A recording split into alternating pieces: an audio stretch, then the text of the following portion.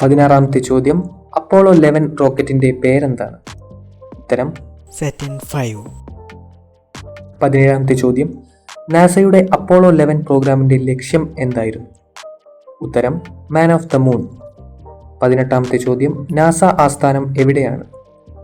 ഉത്തരം ഹൗസ്റ്റൺ, ടെക്സാസ്. 19-ാമത്തെ ചോദ്യം, Neil Armstrong ചന്ദ്രനിൽ വെച്ച ആദ്യ കാലടി ഏതായിരിക്കും? ഉത്തരം ലെഫ്റ്റ് ഫൂട്ട്. 20-ാമത്തെ ചോദ്യം, അപ്പോളോ 11 ബഹിരാകാശ യാത്ര എവിടെ നിന്നാണ് ആരംഭിച്ചത്? ഉത്തരം കെന്നഡി സ്പേസ് സെന്റർ.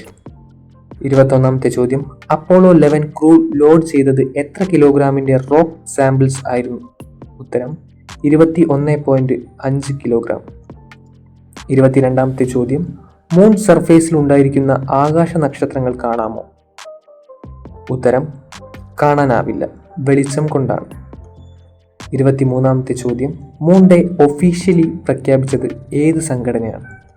ഉത്തരം UNO.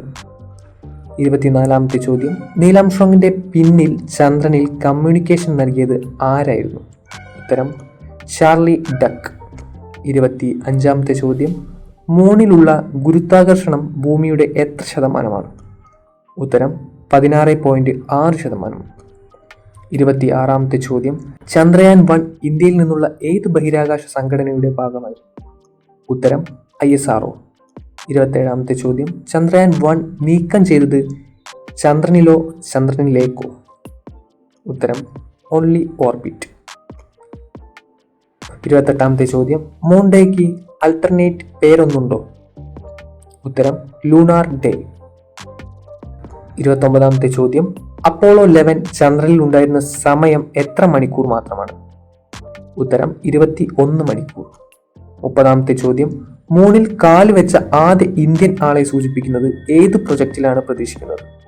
ഉത്തരം ഗഗനയാൻ.